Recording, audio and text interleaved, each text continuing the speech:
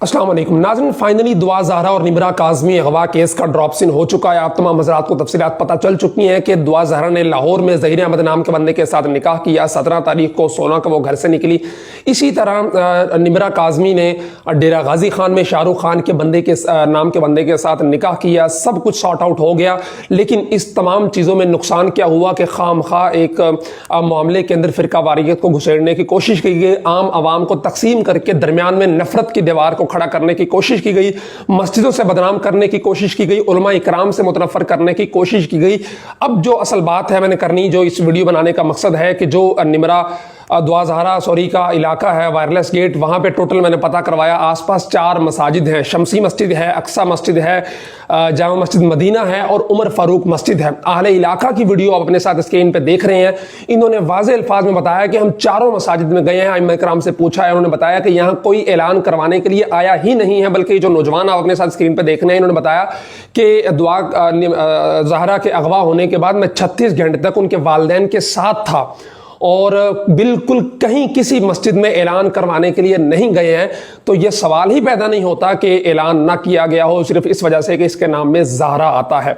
इसके अलावा जब सूरत हाल वाज़े हो गई, क्लैरिटी आ गई, तो वो लोग जो नफरत फैलाने में पेश थे, वसीम बदामी हो, इकरारुल हसन हो, जफ़र अब्बास हो, वो कहाँ हैं? उनकी तरफ से खामोशी क्यों है? हत्ता कि उनकी तरफ से यह खबर भी नहीं दी जा रही कि जी दुआ ज़हरा का पता चल गया है। इकरारुल हसन साहब ट्विटर पर इस फिक्र में जो है वो घुले जा रहे हैं कि इस तमाम तर सियासी सूरत हाल में मौलाना फजल रहमान साहब का है। वसीम बदामी का ट्विटर भी खामोश है। 10 घंटे पहले का एक रीट्वीट है जफ़र अब्बास का, जेडीसी फाउंडेशन का मैंने पेज देखा, वहां पर भी इस हवाले से कोई खबर नहीं है। ये तमाम वो लोग हैं जिन्होंने इस तरह के वाकयात को कैश करके अपनी टीआरपी के लिए, अपनी प्रमोशन के लिए इस्तेमाल करने की हमेशा कोशिश की है। आपको याद हो अगर सानिया मीनार पाकिस्तान पर जब आयशा इकराम नाम की लड़की के साथ जो कुछ हुआ था, उसके फौरन बाद जो है वो इकरारुल हसन उसके घर पहुंचा था और इसकी जो स्टेटमेंट्स थी कि खुदा का शुक्र है कि उसने मुझे बेटी नहीं दी, और फिर कहा कि मुझे पाकिस्तानी होने पे शर्म आ रही है। और उसके बाद जो वो केस सारा जब खुला, तहकीकात हुई, वो सारा एक ड्रामा निकला और उसके बाद इकरारुल हसन साहब तावीलात उल्टा पेश करते रहे। इस दफा कम से कम तावीलात पेश नहीं कर रहा है, लेकिन उसको आके अपनी गलती को तस्लीम करना चाहिए, वरना वो अपनी क्रेडिबिलिटी आहिस्ता आहिस्ता खो रहे हैं। आवाम के अंदर से उनका एतमाद खत्म हो रहा है, उनकी बातों पर यकीन करना अब आवाम के लिए मुश्किल हो रहा है। इसी तरह उन्होंने इस वाक़े को भी फौरन से कैश करने के लिए अपने शान रमजान के अंदर इस माँ बेटी वालिदैन को बुलाया और उसके अंदर ये स्टेटमेंट दिलवाई कि मस्जिदों के अंदर से जनाब वो ज़हरा नाम की वजह से ऐलान नहीं किया गया। जफ़र अब्बास साहब का तो खैर सबको पता है, वो कुछ कम्युनिटी से ताल्लुक़ रखते हैं और क्या उनके नज़रियात हैं, क्या जहनीत है और वो उनके लिए क्या कुछ करते हैं।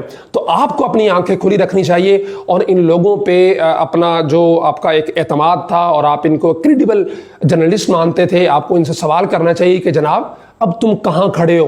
तुमने पूरी आम आवाम को जो एक अगवा के उस वक़्त जो एक बना हुआ था उसके केस को तुमने खामखा एक नफरत की दीवार दरमियान में खड़ी की, अवाम के अंदर मस्जिदों के ख़िलाफ़, उलमा के ख़िलाफ़ और शिया सुन्नी की तफरीक करने की कोशिश की।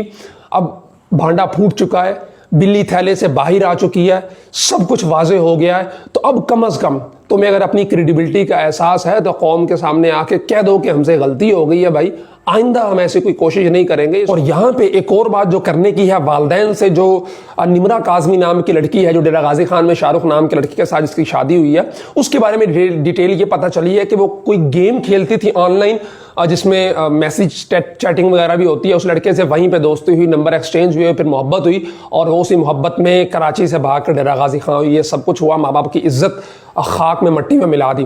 तो इससे हमें सबक ये मिलता है कि हम जो बच्चों को खुश हो जाते हैं मोबाइल दे के, यार कम से कम घर में बैठे हैं, गेम्स खेल रहे हैं, बाहर नहीं जा रहे हैं, लोफर लोगों के साथ नहीं फिर रहे हैं या आवारागर्दी नहीं कर रहे हैं, चलो घर में बैठे इसी के अंदर बैठ के गेम खेलते रहे, हम खुश हैं। तो इन चीज़ों पे भी आपको ख्याल करना चाहिए। मुझे इमरान खान साहब की वो स्टेटमेंट याद आ रही है, उस वक्त तो मजाक भी बनाया था कि वालिदैन को पता नहीं है कि उनके बच्चे मोबाइलों पे क्या कर रहे हैं। ये वाकई बहुत बड़ी बात है कि वालिदैन को पता नहीं है कि उनके बच्चे मोबाइलों पे क्या कर रहे हैं। उनके बच्चे इसी तरह की ऑनलाइन गेम्स के अंदर लड़कियां लड़कों के साथ, लड़के लड़कियों के साथ दोस्तियां करके और फिर वालिदैन को कहीं का नहीं छोड़ते हैं, किसी जगह मुंह दिखाने का नहीं छोड़ते हैं। तो बाद में पछताने से बेहतर यह है कि आप अभी अपने बच्चों पर नजर रखें और देखें कि वो क्या एक्टिविटी कर रहे हैं, किसके साथ बात कर रहे हैं और किस किस्म के लोगों के साथ उनके ताल्लुकात बन रहे हैं। गेम्स के अंदर भी खुसूसन लूडो स्टार हो, पबजी हो, दीगर सैकड़ों ऐप्स हैं चैटिंग की जहां पे अननोन पर्सन के साथ आपके ताल्लुक बनते हैं, नंबर एक्सचेंज होते हैं, फिर व्हाट्सएप पे आ जाते हैं और फिर सब कुछ ये हो जाता है। इसलिए खुदारा अपने बच्चों पे नज़र रखें इससे पहले कि आप किसी से नज़रें मिलाने के काबिल ना रहें।